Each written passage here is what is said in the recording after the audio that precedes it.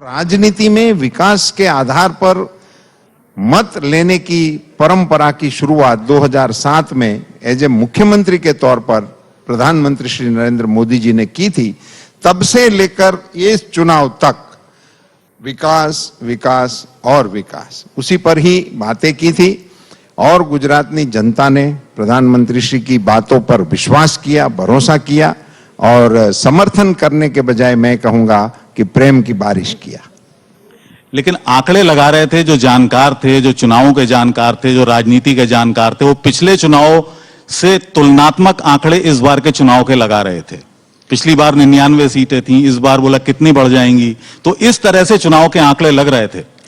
लेकिन वो कयास पिछले चुनाव और इस चुनाव में जो बेसिक अंतर था वो चुनाव के दौरान भी सबके संज्ञान में आ गया था कि पिछले चुनाव में गुजरात में सोशल डिस्टर्बेंस खड़ा करने का प्रयास हुआ था और उसमें वो लोग सक्सेस भी हुए थे और ये चुनाव में ऐसा कुछ वहां था नहीं। सो नॉर्मल वातावरण में ये चुनाव का सोशल डिस्टर्बेंस उस समय पाटीदार आंदोलन खड़ा हो गया था और इसी से जो बेस था भारतीय जनता पार्टी का वो ही डिस्टर्ब था और इसी के चलते हम 99 पे रुक गए थे और बाकी इस समय ऐसा कुछ नहीं होने से पता हो गया कि सब जैसे निकल गया, कोई देखा नहीं सुना नहीं कभी हुआ। इस बार चुनाव में एक और कंटेस्टेंट थे, आम आदमी पार्टी। जी, आम आदमी पार्टी कंटेंशन के चुनाव में हिस्सा लेने के लिए तो आ गए थे मगर वो थोड़ा ज्यादा ओवर कॉन्फिडेंस में आए, ऐसा मेरा मानना है,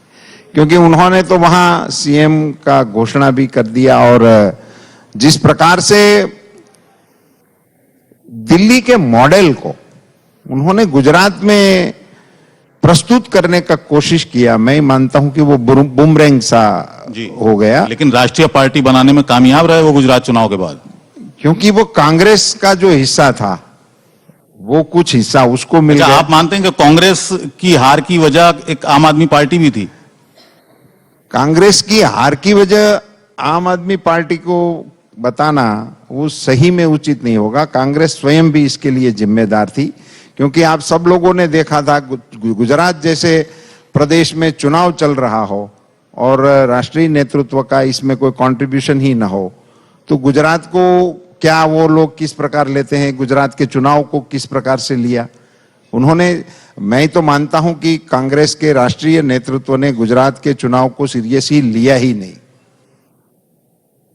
नरेंद्र मोदी का करिश्मा, कहते हैं गुजरात में सर चढ़कर बोलता है और इस चुनाव में भी वो हुआ, उसने अपना पूरा काम किया।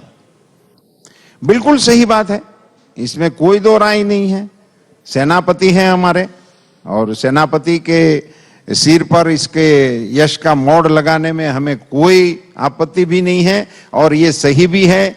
नरेंद्र मोदी जी को आप जीत का ही श्रेय दें ऐसा नहीं, उसको ये भी श्रेय दीजिए कि गुजरात की सारी जनता के साथ वो अपने को जोड़ने में कामयाब रहे। लेकिन हिमाचल प्रदेश में नहीं चला। देखो, हार जब आती है तो वो भी जनादेश है तो उसका भी स्वागत है और उसी में दिल्ली और हिमाचल में हार का भी स्वागत करते हैं और हम उसी में तहकीकात करेंगे कि क्या कमियां रह गई और हमें क्या आगे करना चाहिए।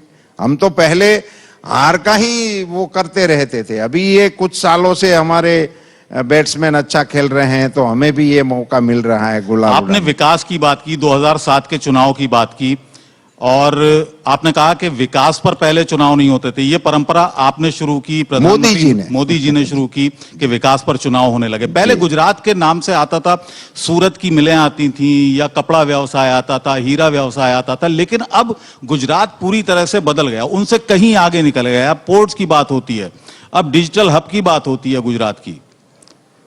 वो सब जो सफर तय किया है वो कैसा रहा? देखो, जब सीएम के तौर पर मोदी जी थे वहां और उस समय उन्होंने कुछ स्टेप्स लिए एज ए मुख्यमंत्री के तौर पर। गुजरात मैं मानता हूं कि देश के सबसे पानी की किल्लत वाले राज्यों में से एक राज्य था जी, और आज मैं बड़े फक्र के साथ कह सकता हूं कि वाटर मैनेजमेंट का अच्छा नेटवर्क गुजरात में जैसा है ऐसा बहुत कम राज्यों में है। ये करने का श्रेय मोदी जी के खाने में जाता है।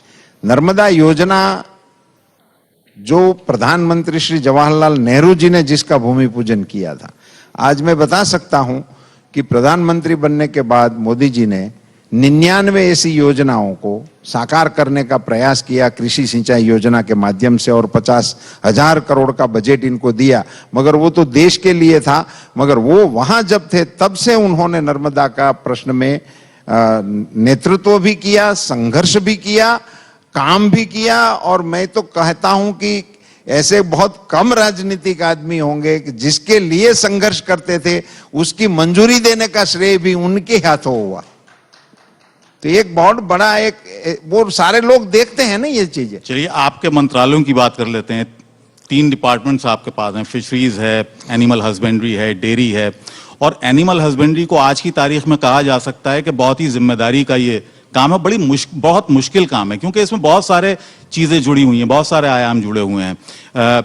इसमें धर्म भी जुड़ा हुआ है, इसमें अर्थव्यवस्था, रोजगार, तमाम चीजें जुड़ी हुई हैं। कितना मुश्किल है ये? इसमें मुश्किल ही तो कुछ नहीं है। अच्छा। समस्याएं हो सकती हैं, और ये भारत के लिए बहुत ही पुश्तैनी बिजनेस है। परंपरागत रूप से मैं तो ये कहने में मुझे जरा भी संकोच नहीं है कि देश जो कृषि प्रधान कहा जाता है, वो इससे पहले से ही पशुपालकों का ये देश है। पशु का यहाँ महत्व है। हमारे यहाँ गाय को माता के स्वरूप में पूजने का उपक्रम चल रहा है, और भगवान श्री कृष्ण ने गाय को चराने का आदेश सबको दिया हुआ है, गाय पालन का आदेश दिया हुआ है, ये देश है। सो यहाँ पशुपालन ये परंपरागत व्यवसाय होने के नाते ये उसमें अभी के लिए जो भी कुछ समस्याएं होंगी, मगर मैं ये गर्व के साथ कह सकता हूं कि भारत दुनिया के मुकाबले में कहीं कुछ बात करना चाहता है तो हम कह सकते हैं कि आज दुनिया में सबसे बड़ा दूध उत्पादन करने वाला देश है वो भारत है।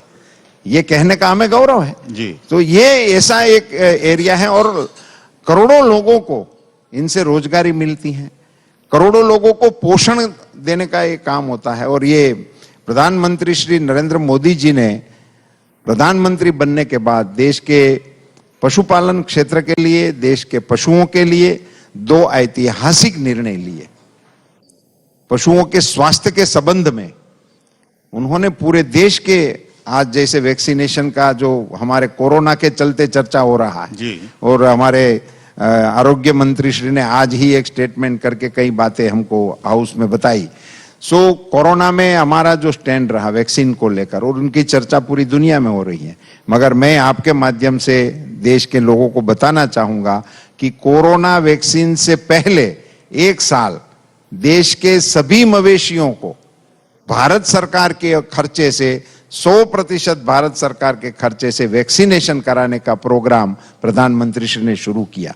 और देश के पशुधन को इतना बड़ा आरोग्य का कवच देने के बाद हमारे देश की विशालता को देखते हुए और हमारे इंफ्रास्ट्रक्चरल जो गैप्स थे वेटरनरी सेक्टर में, उसको पूरा करने के लिए मोबाइल वेटरनरी यूनिट पूरे देश में हर प्रांत को, वो भी भारत सरकार के 100% खर्चे से देने का निर्णय लिया। वो मोबाइल वेटरनरी यूनिट और वैक्सीनेशन का, ये दोनों मिला के ये 2 ऐतिहासिक निर्णय भारत के पशुपालन क्षेत्र को एक नए आयाम पर ले गए। मैंने चुनौतीपूर्ण इसलिए भी कहा रूपाला जी, क्योंकि पिछले दिनों हमने देखा कि लंपी वायरस से सैकड़ों लाखों गायों की मौत हुई राजस्थान में, मध्य प्रदेश में, अलग अलग हिस्सों में, और लोग बाकायदा प्रदर्शन कर रहे थे, सड़कों पर आ रहे थे कि लंपी से इन गायों को बचाया जाए। तो ये एक बहुत बड़ा चुनौतीपूर्ण विषय हो जाता है जब आस्था इसके साथ जुड़ जाती है। आगे आने वाले वक्त में कितनी संभावनाएं पशुधन को लेकर हैं, डेयरी प्रोडक्ट्स को लेकर हैं? जैसे मैंने बताया कि आज हम दूध उत्पादन में दुनिया में नंबर 1 पर है, और आपने जो बताया LSD का जी, एक बड़ा संकट था। ये आप इसको कोरोना के माफक ही ले सकते हैं।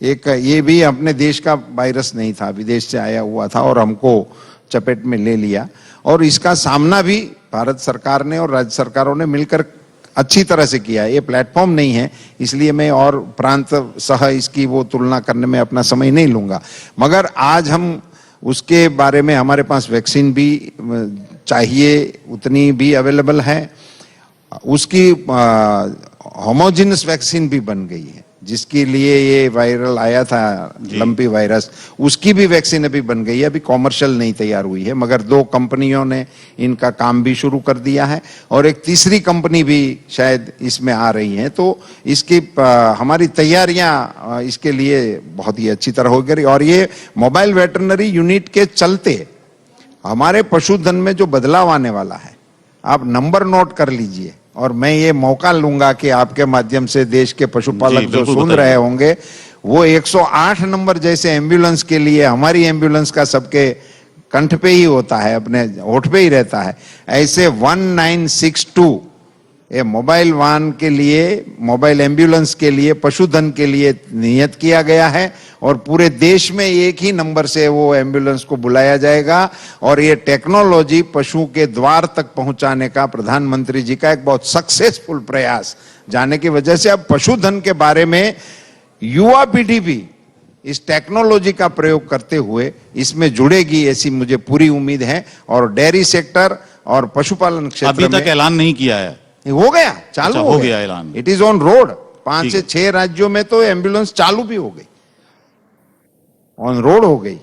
अब संभावना है आगे के लिए, अभी आगे भी इसी को, ये 2 स्टेप के वजह से हमारे पशुपालन क्षेत्र में अगले 2-3 साल में ही मैं मानता हूं कि ये पशुपालन का जो व्यवसाय है वो परंपरागत रीति से, जैसे कृषि में भी युवा पीढ़ी को कम रुचि रहती है, ऐसे इसी में भी कम रुचि रहती थी, मगर ये टेक्नोलॉजी के जरिए ये बहुत ही वायबल हो जाएगा, बहुत ही प्रॉफिटेबल हो जाएगा और हम देश के लिए तो अभी हमारे पास रोजगार कितना मिलेगा, क्योंकि कांग्रेस पार्टी मोदी सरकार को सबसे ज्यादा घेरती है रोजगार के मामले में।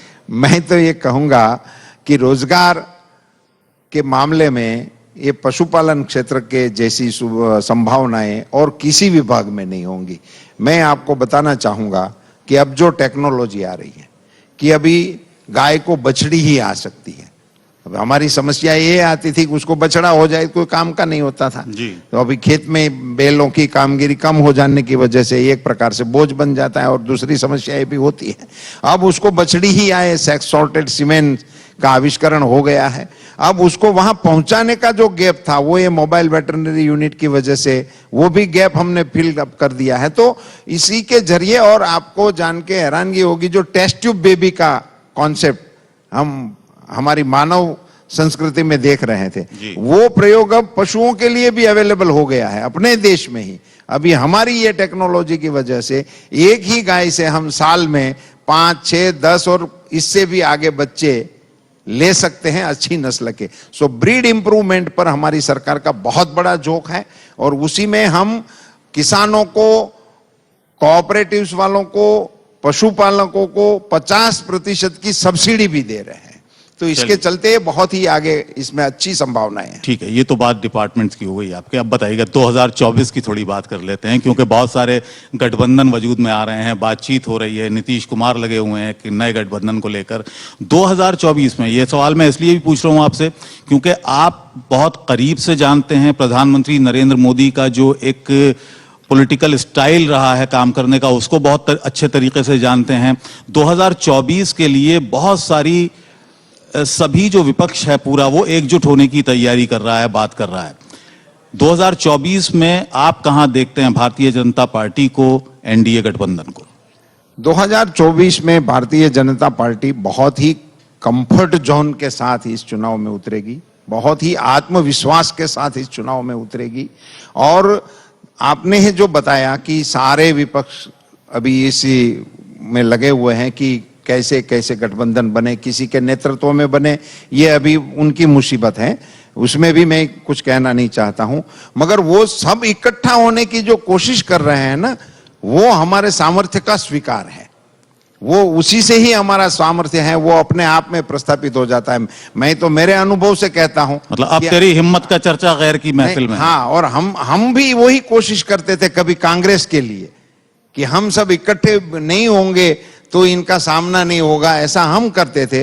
आज उनके दिन आए हैं, वो कर रहे हैं, तो वो एक हमारे ही सामर्थ्य की स्वीकृति है। दूसरा मैं आपको जमीन का बता दूं, जो आपने गुजरात का चर्चा किया था ना, वो देश में भी लागू होगा। इसलिए भारत सरकार के, मोदी जी के नेतृत्व के कुछ फैसले ऐसे हैं आज मैं चुनावी रैली के अंदर सभा में पूछता था कोई सरपंच है तो अंगुली खड़ी होती थी, मैं उनको पूछता था, मंच से पूछता था। चुनावी सभा में ऐसे सवाल नहीं करने चाहिए, ऐसे मुझे बुजुर्गों की सलाह भी थी, क्योंकि कोई खड़ा हो गए, कोई विवादास्पद डिसीजन दे दे, कहे मुझे कुछ नहीं मिला, तो फिर मंच से उसका करने में ये सभा तो गई और आप वहां जो जितने लोग होते हैं वो उसी को चला देते। मगर मैं कॉन्फिडेंस से पूछता था और वो सरपंच खड़े होकर बताते थे कि हमारे गांव में 5 लाख से लेकर 1 करोड़ तक बोलने वाले सरपंच मेरी सभाओं में ही मैंने देखे। तो वो ये गुजरात में नहीं है, ये पूरे देश में है। आपको ये जान के बड़ी प्रसन्नता होनी चाहिए कि हमारे लोकतंत्र की पहली इकाई है वो पंचायत है, और पंचायत को आज तक किसी ने भरोसा नहीं किया था, किसी ने एम्पावर्ड नहीं किया था। आज देश के 2.5 लाख सरपंच ये मानते हैं कि नरेंद्र भाई मोदी जी की वजह से आज मैं एम्पावर्ड हूं। वो 50 लाख रुपया तो उसके अकाउंट में आता है, उसका खर्च करने का अधिकार भी उनको दिया गया। चलिए, बहुत बहुत धन्यवाद जी। इंडिया न्यूज मंच से जुड़ने के लिए पुरुषोत्तम रूपाला जी, आपका बहुत बहुत धन्यवाद। Thank you. Over to you Kanchan. Uday. बहुत बहुत शुक्रिया अबुल। पुरुषोत्तम रूपाला जी, बहुत बहुत शुक्रिया कि आप आए यहाँ। शुभकामनाएं आपको दोबारा।